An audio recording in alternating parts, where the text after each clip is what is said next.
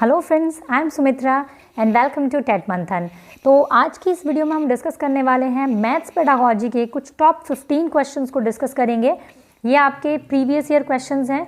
Maths की pedagogy already हम लोग एक वीडियो में कंप्लीट पेडागोजी डिस्कस कर चुके हैं। मैथ्स की पेडागोजी की जो प्लेलिस्ट है उसमें जाके आप ज़रूर चेक करें, सारा सिलेबस जो हम लोग डिस्कस कर चुके हैं। बट मैथ्स पेडागोजी की एक खास बात है कि इसकी जितनी अच्छी तरीके से आपको समझ जो है ना वो क्वेश्चंस के थ्रू हो सकती है, उतनी आपको थ्योरी से नहीं हो सकती है। ठीक है, तो हम आज प्रीवियस ईयर कुछ 15 क्वेश्चंस को डिस्कस करेंगे जिससे आपके कुछ कॉन्सेप्ट्स जो हैं वो क्लियर होंगे। ठीक है जी, तो स्टार्ट करते हैं।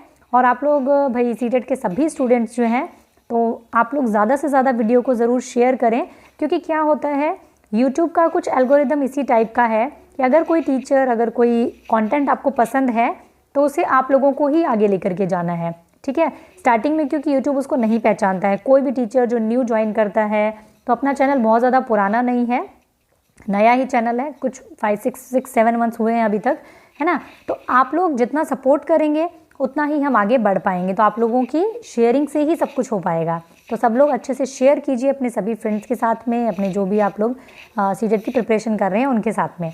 ठीक है, स्टार्ट करते हैं आज का डिस्कशन हम लोग। तो फर्स्ट क्वेश्चन आप लोगों के सामने रखती हूँ मैं, खुद को मैं कर लेती हूँ एक बार के लिए हाइट। तो भाई फर्स्ट क्वेश्चन है आप लोगों के सामने, क्वेश्चन नंबर 31। ठीक है, 31 से आपका मैथ स्टार्ट होता है ये।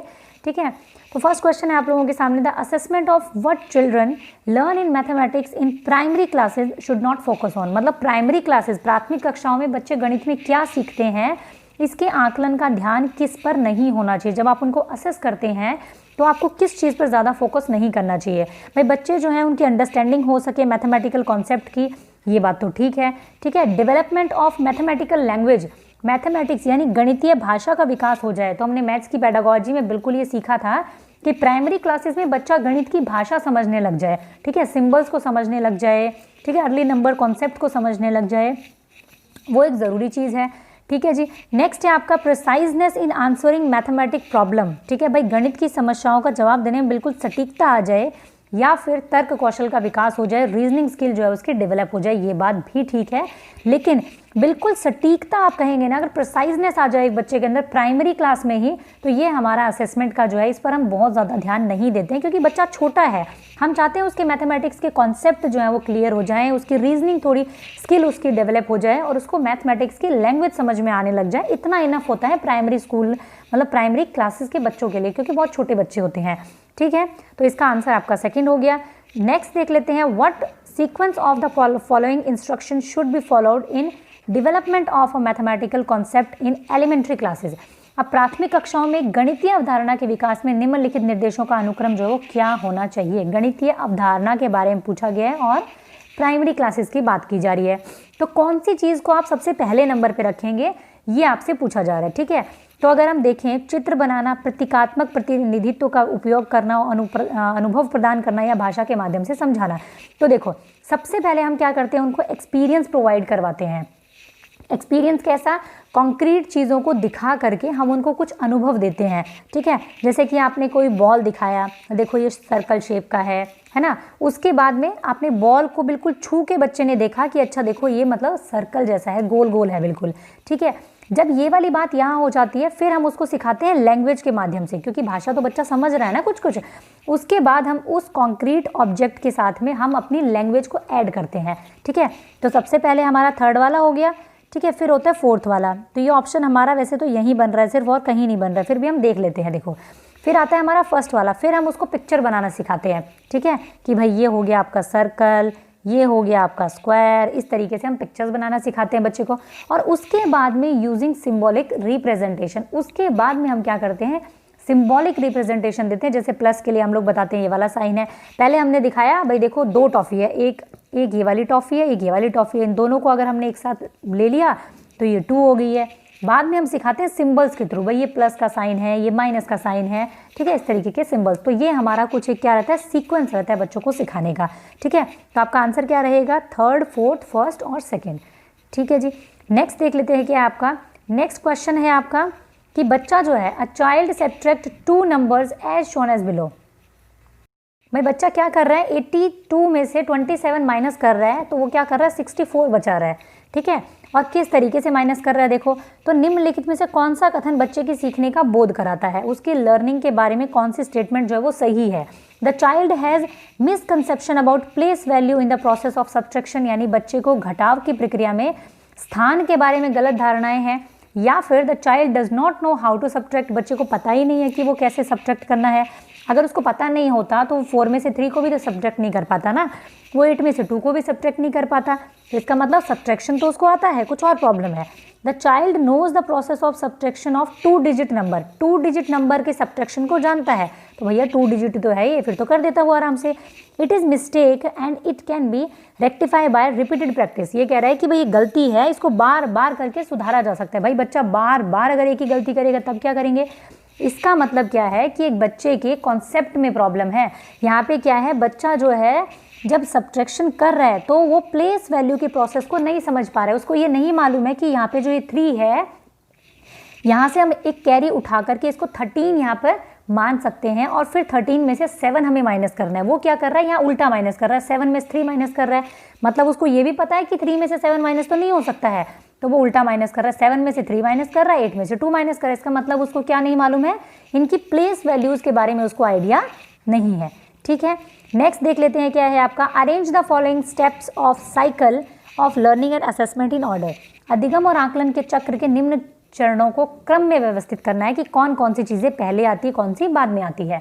ठीक है, तो देख लेते हैं भाई कौन सा पहले आता है। आप देखो, शिक्षण अधिगम के साथ teaching learning integrated with assessment, ठीक बात है। Planning and organisation of teaching learning and assessment, ठीक है जी। डेवलपिंग प्रोग्रेस रिपोर्ट, ठीक है। Reporting and communicating feedback of children's learning and progress. तो देखो, सबसे पहले हम क्या करते हैं, प्लान करते हैं। प्लानिंग और organisation of teaching learning and assessment, सबसे पहले हम क्या करते हैं, शिक्षण अधिगम और आकलन की जो प्रक्रिया होती है उसको बनाते हैं, उसको ऑर्गेनाइज करते हैं। बनाने के बाद में हम क्या करते हैं भाई, उसके बाद हम जाते हैं इसको बनाने के बाद हमें ये चीज़ ध्यान रखनी है कि ये टीचिंग लर्निंग प्रोसेस से कहीं भी अलग थलग नहीं होना चाहिए, इंटीग्रेट करके हमें उसके साथ में रखना है इसको। ठीक है, ताकि बच्चे को अलग से बोझ ना लगे जो असेसमेंट होगा वो। ठीक है जी, तो ये सेकंड नंबर वाला आ गया। तो सेकंड और फर्स्ट तो ये हमारा इसी में आ जाता है, वैसे तो सेकंड आएगा, फिर हमारा फर्स्ट स्टेप आता है, फिर थर्ड, यानी कि फिर उसका डेवलपिंग प्रोग्रेस रिपोर्ट, फिर हम उसकी प्रोग्रेस रिपोर्ट को विकास करते हैं और लास्ट में हम reporting and communicating feedback of children's learning and progress सबसे पहले, फिर उसके बाद में हम बच्चों के अधिगम और प्रगति की जो प्रतिक्रिया होती है, रिपोर्टिंग होती है, उसको हम कम्युनिकेट करते हैं। ठीक है, तो ये कुछ आपका सीक्वेंस रहता है। नेक्स्ट देख लेते हैं आपका 35 नंबर क्वेश्चन। 35 नंबर क्वेश्चन है, why are Roman numerals not commonly used in writing numbers. क्यों यूज़ नहीं होता है नंबर में न्यूमेरल्स जो होते हैं आपके रोमन न्यूमेरल्स। रोमन अंकों का आमतौर पर हिंदू अंकों जैसी संख्याओं के लेखन में क्या मतलब इस्तेमाल क्यों नहीं किया जाता, ये पूछा जा रहा है। द रोमन नंबर्स जो है do not employ place value, so calculation are difficult to perform using these numerals. भाई रोमन अंक जो है स्थानीय मान का नियोजन नहीं करते हैं, इसलिए इन अंकों का उपयोग गणना जो होती है वो मुश्किल होती है। ठीक है, देखते हैं। Roman numerals are difficult to remember, ये तो कोई बात नहीं है। रोमन कौन से होते हैं, जैसे हम इस तरीके से लिखते हैं ना, 4, 5, फिर ये 6 हो गया आपका, फिर ये 10 हो गया आपका, ये आपके रोमन नंबर्स होते हैं। The formation of number using normal numerical is complicated task, इनको लिखना क्या कॉम्प्लिकेटेड टास्क है, बिल्कुल नहीं है। ठीक है, children gate confused with the English alphabet and Roman numericals. ठीक है, बच्चे जो होते हैं वो अंग्रेजी वर्णमाला और रोमन में भ्रमित हो जाते हैं। तो ये वाला जो बात है ये भी हम पूरी तरीके से सही नहीं कह सकते, बट ये है कि रोमन न्यूमेरिकल्स में do not employ place value, स्थानीय मान का जो नियोजन है ना वो नहीं हो पाता। अब इसमें से आप कौन से को इकाई का अंक और कौन से को दहाई का अंक बताएंगे, देखो। ठीक है, क्योंकि जैसे हम लोग ये लिखते हैं 6 लिखते हैं हम लोग, अब इस 6 में ये 5 है और प्लस यहाँ पे ये 1 का साइन है, तो इसमें आप क्या बताएंगे, इसको आप प्लेस वैल्यू किस तरीके से डिसाइड करेंगे आप इसकी, है ना। तो इसलिए ये वाला है कि इसकी जो प्लेस वैल्यू है उसका अंदाज़ा यहाँ पर जो है ठीक से बच्चों को नहीं हो पाता है कि किस तरीके से होना चाहिए, तो ये हमारा आंसर रहेगा। ठीक है, नेक्स्ट देख लेते हैं 36 नंबर क्वेश्चन आपका। A teacher encourage the children in her class to explain the physical properties of the object around them in their own words. एक शिक्षक अपनी कक्षा में बच्चों को उनके आसपास की जो चीज़ें होती है ना उनके भौतिक गुणों के बारे में समझाने के लिए प्रोत्साहित कर रहा है। What is the most appropriate objective of the teacher to do such activity, उनका जो मेन जो है उद्देश्य क्या है इस चीज़ को करने का। It is very interesting activity which can be performed in the free time for revisiting the concept of shape. कह रहे हैं कि भाई रोचक गतिविधि है, तो इसलिए फ्री टाइम में जो है कॉन्सेप्ट्स को रिवाइज करने के लिए हो जानी चाहिए। ठीक है भाई, देखते हैं। Children enjoy explaining the object in their own language like they enjoy playing डम शार्ड्स। ठीक है, जैसे वो डम शार्ड्स खेलना पसंद करते हैं वैसे ही वो इनको खेलना पसंद करेंगे। नेक्स्ट है आपका, it makes the child observe the physical properties of an object informally which depends their understanding about shapes. हमें अपना आंसर यही मिल गया। ठीक है, कि भाई क्या है, बच्चे जो होते हैं ना वो उनके चिल्ड्रंस क्या करते हैं, ऑब्जर्व करते हैं उनकी फिजिकल प्रॉपर्टीज़ को। ठीक है, चीज़ों को हाथ में उठा करके देखेंगे, उनको मैनिपुलेट करके देखेंगे ऑब्जेक्ट्स को, तो वो क्या करेंगे, इनफॉर्मल तरीके से, यानी बिल्कुल ही स्वाभाविक तरीके से क्या है, उनकी शेप्स के बारे में एक अंडरस्टैंडिंग बन जाएगी। ठीक है, जैसे मैंने बताया कि बॉल अगर हाथ में लेगा बच्चा, उसको छू करके देखेगा ऐसे घुमा घुमा के, तो क्या होगा, उसको समझ में आ जाएगा अच्छा भाई किस तरीके का ऑब्जेक्ट है। फिर आप जब उसको उसके पिक्चर्स के थ्रू सिखाएंगे, लैंग्वेज ऐड करके सिखाएंगे, तो वो ईजिली आपका सीख जाएगा। ठीक है, तो क्वेश्चन का आंसर क्या रहेगा, it makes the children observe that the physical property of an object informally which depends their understanding about shapes. ठीक है, तो आंसर हमारा रहेगा थर्ड वाला। नेक्स्ट देख लेते हैं 25th क्वेश्चन आपका, why are Roman numerals not commonly used in writing numbers like the Hindu Arabic numerals. ये तो हो चुका है हमारा भाई। नेक्स्ट देखते हैं 35, 36, 37 वाला क्वेश्चन ये रहा आपका, the mathematics used by illiterate shopkeeper. जो हमारे पढ़े लिखे शॉपकीपर्स भी नहीं होते वो भी मैथमेटिक्स को यूज़ करते हैं। ठीक है, तो इसका पूछा गया है कि किस तरीके से, it is not useful in the mathematic classroom. भाई जो वो है आपके इस गणित कक्षा में उपयोगी नहीं है, या फिर is very useful in solving all mathematics problem, सभी गणितीय की समस्याओं को हल करने में बहुत उपयोगी है। Has ambiguity and very low level of correctness in it. भाई उनमें बहुत ज़्यादा स्पष्टता, अस्पष्टता और बहुत कम स्तर की शुद्धता होती है। ऐसा तो बिल्कुल नहीं होता, बल्कि मतलब खटाखट पूरा हिसाब किताब बना के दे देते हैं वो लोग, है ना।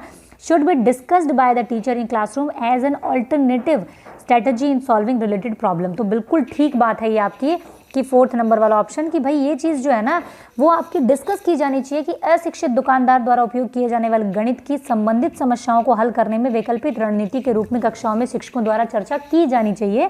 कि भाई देखो, जैसे आप लोग एक शॉपकीपर के पास में जाते हो, ठीक है, वो किस तरीके से आपको हिसाब किताब करके देता है। जब आप उससे कुछ 2 चिप्स के पैकेट लेकर के आए हो तो उसने आपको किस तरीके से हिसाब करके दिया, किस तरीके से वो मैथ्स का यूज़ करता है, तो बच्चा क्या है, बच्चा ये समझ पाएगा कि ये चीज़ जो है, ये सब्जेक्ट जो है उसकी डेली लाइफ से जुड़ा हुआ है। ठीक है, तो आपको उसको इसी तरीके से डेली लाइफ से जोड़कर ही सिखाना है। ठीक है जी, नेक्स्ट है आपका 38 number question, how should a teacher handle a heterogeneous group of children in a mathematics classroom. एक शिक्षक को गणित कक्षा में बच्चों के विषम समूह को कैसे संभालना चाहिए। भाई विषम समूह तो हमारे पास में रहता ही है, तो मैथमेटिक्स की क्लास में एक टीचर को क्या करना चाहिए एक्चुअल में। तो देखो, एक ही क्षमता वाले बच्चों को एक साथ समूहित करके उनकी क्षमता के अनुसार प्रश्न देना बिल्कुल नहीं करना है। हमें बच्चों की ग्रुपिंग नहीं करनी है कि अलग अलग, मतलब इंटेलिजेंट वाले अलग बैठा दिए, थोड़े से कम इंटेलिजेंट वाले अलग बैठा दिए, ऐसा हमें नहीं करना होता है। ठीक है, एक ही कक्षा में सभी बच्चों को एक साथ समूहित करके रखो, ये भी गलत बात है। सबको मतलब एक डंडे से हाँकना, अलग अलग क्षमताओं वाले बच्चों को एक दूसरे के साथ समूहित रखें ताकि वे एक दूसरे से कुछ सीख सकें। बिल्कुल थोड़ा अच्छा साउंड कर रहा है ये। यहाँ क्या कह रहा है, कम क्षमता वाले बच्चों के अनुसार कक्षा में प्रश्न हल करें ना जी। फिर ज़्यादा क्षमता वाले बच्चे बेचारे कहाँ जाएंगे, है ना, उनको तो वो बहुत ईजी लगेंगे, है ना। तो ये देखिए यहाँ क्या है आपका कि अलग अलग क्षमताओं वाले बच्चे, भाई जो अलग अलग जो डिफरेंट एबिलिटीज़ के बच्चे हैं ना, उनका ग्रुप बनाओ ताकि वो एक दूसरे से कुछ सीख सके। आप भी हमेशा देखा होगा मैथमेटिक्स की क्लास में कई बार ऐसा होता है ना, आपको कम आ रहा होता है, आपके किसी फ्रेंड को ज़्यादा अच्छे से आ रहा होता है, तो टीचर से ज़्यादा अच्छे से हम अपने उस फ्रेंड से बहुत अच्छे से समझ पाते हैं चीज़ों को। अच्छा यार, ये वाला क्वेश्चन ना मुझे नहीं समझ में आ रहा है, मैथ्स का ये क्वेश्चन ज़रा तुम समझाना मुझे। तो आपस में जब हम ग्रुपिंग करके समझते हैं बच्चे एक दूसरे से, तो उससे बेहतर लर्निंग हो नहीं सकती कोई भी। ठीक है, तो नेक्स्ट देख लेते हैं हम लोग। नेक्स्ट है आपका, यहाँ पे ये हो गया ना, हाँ। नेक्स्ट देख लेते हैं question number 39, the learning outcomes in mathematics are developed. गणित में सीखने के प्रतिफल इसलिए विकसित किए गए हैं ताकि किस लिए विकसित किए गए हैं यही बताना है हमें। ठीक है, तो such that children may be told small steps of calculation, ताकि गणना के लिए बच्चों को लघु विधियां बताई जा सकें।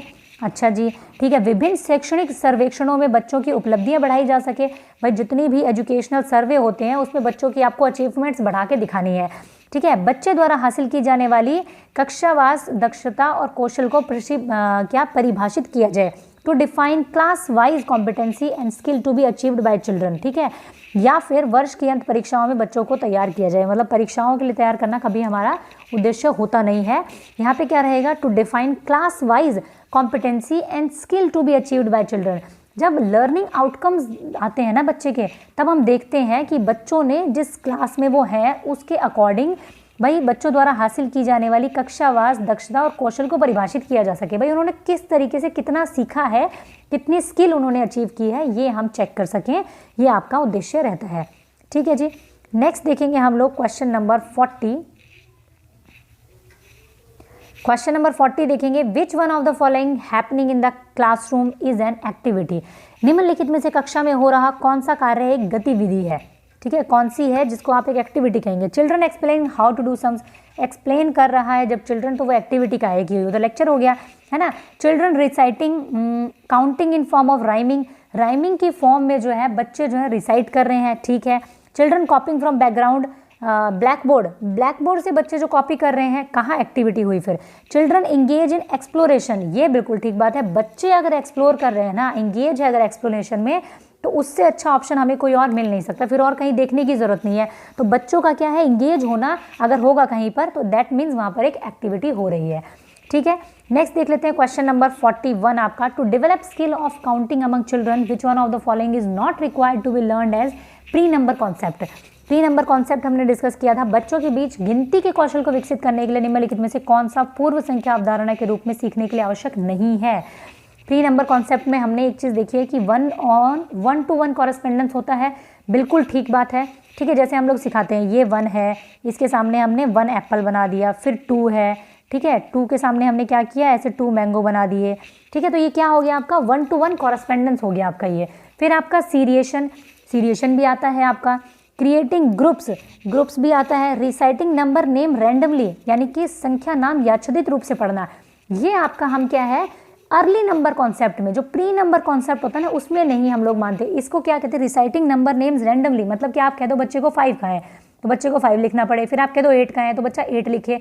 ये चीज़ थोड़ी सी बच्चे के लिए मुश्किल होती है, क्योंकि बच्चा जो है सीरिएशन में सीखता है, 1 2 3 4 5 6, ये तो आपको बता देगा वो, लेकिन एकदम से अगर आप उससे पूछेंगे ना 7 बताओ क्या है, तो वो 7 को नहीं बता पाएगा। तो रिसाइटिंग नंबर नेम्स रैंडमली, जो रैंडमली है वो प्री नंबर कॉन्सेप्ट में नहीं आता है। ठीक है। नेक्स्ट देख लेते हैं आपका कि on asking a child what is area, ठीक है, ही और she answered length into breadth. What can you say about the child's understanding about the concept of area. देखो, एक बच्चे से पूछा गया कि क्षेत्रफल क्या है, उसने बोला लंबाई इंटू चौड़ाई जो होता है वो आपका क्षेत्रफल है। तो क्षेत्रफल की अवधारणा के बारे में, बच्चे की समझ के बारे में आप क्या कहेंगे। तो देखो इसका आंसर क्या रहेगा आपका, the child has no idea about the concept of area, कि उसको कोई आइडिया नहीं है। भाई आइडिया नहीं होता तो वो ये भी नहीं बता पाता फिर तो, है ना। The child use the area of rectangle as general idea of area of any close shape. उसने क्या किया, रेक्टेंगल का एरिया का एक जनरल आइडिया ले लिया है सभी उसके लिए। ठीक है। The child is right in saying area in length into breath, कि बच्चा जो है वो सही कह रहा है बिल्कुल।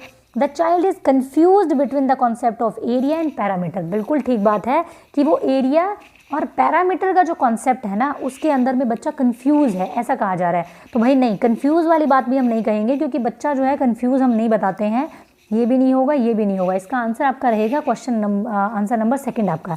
The child use the area of rectangle, भाई रेक्टेंगल के एरिया को क्या कर रहा है, वो एक जनरल आइडिया लेकर के चल रहा है कि भाई रेक्टेंगल का एरिया अगर इस तरीके से होता है तो सभी शेप्स का एरिया जो होगा वो इस तरीके से होगा आपका। ठीक है। तो किसी बच्चे ने किसी भी बंद आकार के क्षेत्रफल के सामान्य विचार को आयत के क्षेत्रफल के रूप में उपयोग किया है, तो ये आपका आंसर रहेगा। उसने एक जनरल परसेप्शन बना लिया है उसका क्षेत्रफल का। नेक्स्ट देखते हैं हम लोग 43, which one of the following statement is true with respect to mathematics learning. गणित सीखने के संबंध में निम्नलिखित में से कौन सा कथन जो है वो सत्य है। Mathematics is a difficult subject to learn, अच्छा जी, कठिन है बहुत ज़्यादा। Generally girls are weaker in mathematics, बिल्कुल ही बकवास option. Everybody can learn mathematics, सब जो है मैथमेटिक्स को सीख सकते हैं। मैथमेटिक्स में only be learned by rigorous practice, यानी बहुत ज़्यादा कठोर परिश्रम के बाद में ऐसे पूरे खून पसीने से मतलब मैथमेटिक्स को सीखा जा सकता है, तो ऐसा भी नहीं है।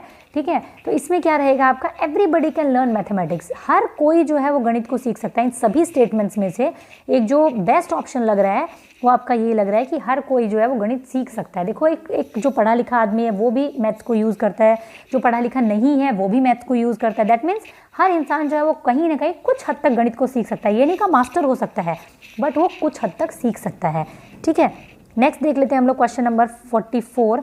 To teach the Pythagoras theorem a teacher has distributed a sheet on which 4 right angle triangle were drawn and asked the child to find the relationship between the side of a triangle. ठीक है, तो Pythagoras प्रमेय को सिखाने के लिए एक शिक्षक ने क्या किया, एक सीट दे दी बच्चों को और जिस पर समकोण वाले 4 त्रिभुजों को खींचा गया था। तो बच्चे को त्रिभुज की भुजाओं के बीच संबंध खोजने के लिए कहा गया। अब देखो जो मैम है वो क्या करने की कोशिश कर रही है, मैम हो या सर हो जो भी। ठीक है, इसमें क्या है आपका कौन सा मेथड यूज़ कर रही है, इंडक्टिव, डिडक्टिव, लेक्चर या फिर लेबोरेटरी मेथड आपका। तो देखो इसके अंदर आपका सबसे पहले टीचर ने क्या किया है, 4 रेक्टेंगल्स दिए हैं और उसके बाद में उनके अंदर में एक रिलेशन बनाने के लिए कहा है बच्चे को। दैट मीन्स वो सबसे पहले एग्जाम्पल रख रही है उनके सामने, उसके बाद वो उनको रूल तक के लेकर जाएगी। ठीक है, तो एग्जाम्पल्स जब भी सामने रखे जाते हैं ढेर सारे पहले और उसके बाद रूल बताया जाता है तो हमारा इंडक्टिव मेथड होता है हमेशा याद रखने का तरीका, क्योंकि हमेशा इसमें कंफ्यूज हो जाते हैं कि इंडक्टिव कौन सा डिडक्टिव कौन सा है। तो आप याद रखेंगे इंडक्टिव में ई का साउंड आता है इंडक्टिव, और एग्जाम्पल जो है वो ई से स्टार्ट होता है। तो इंडक्टिव हमेशा क्या होगा, एग्जाम्पल टू रूल जाएगा। ये इस तरीके से आप याद रख सकते हैं, एक ट्रिक है ये। ठीक है, नेक्स्ट देखते हैं हम लोग question number 45। Which one of the following statement is not true about concept map. Concept map हमने पढ़ा था, कॉन्सेप्ट मैप के बारे में कौन सी ऐसी बात है जो सही नहीं है। Concept map represent a collection of interconnected concept and link connected दम, यानी संकल्पना मानचित्र अंतर संबंधित अवधारणाओं और उन्हें जोड़ने वाले लिंक का संग्रह प्रस्तुत करते हैं। ठीक है, देखते हैं। संकल्पना मानचित्र केवल शिक्षकों द्वारा बनाया जाना चाहिए। ठीक है, देखो जहाँ पर ये आ जाना केवल किसी के द्वारा किया जाना चाहिए, वो ऑप्शन ज़्यादातर टाइम हमारा गलत होता है। फिर देखते हैं संकल्पना मानचित्र प्रकृति में पदानुक्रत हायरार्किकल है, बिल्कुल ठीक बात है। मानचित्र जो है नए शिक्षण को पूर्व ज्ञान से जोड़ने में सहायक है, ये बात भी ठीक है। प्रायर नॉलेज को न्यू इंस्ट्रक्शन से जोड़ते हैं आपके कॉन्सेप्ट मैप होते हैं, बट ओनली टीचर के द्वारा ही बनाए जाएंगे, ये बात गलत है। ठीक है, जहाँ आपका ऑप्शन लिमिट हो जाए, लिमिटेड हो जाए, वहाँ पे आपका आंसर ठीक नहीं हो सकता। वो ये बीच में एक कंटेंट का ये आ गया क्वेश्चन, पेडागोजी का नहीं है, फिर भी कोई बात नहीं है, तो इजी है बहुत। ये आपको दिखाना है भाई इसका जो है जोड़ है वो कितना होगा। तो 2/3 + 4/5 अगर किया जाए तो यहाँ पे आप इसका एलसीएम लेंगे। 3 5 हो गया और 5 2 10 हो गया, प्लस 5 3 और 4 3 12 हो गया ये। ठीक है, तो ये क्या हो गया आपका 22/15 हो गया। और अगर हम इसको देखते हैं तो 15 प्लस में 15 × 15 और प्लस 7, ठीक है, और डिवाइडेड बाय 15, तो कितना हो गया ये 22 डिवाइडेड बाय 15 हो गया। यानी कि आंसर क्या रहेगा आपका 1, ठीक है, और 7 डिवाइडेड बाय 15 आपका। ठीक है, तो ये वाला आपका आंसर रहेगा 22 डिवाइडेड बाय 15। 46 का आपका आंसर रहेगा नंबर 3।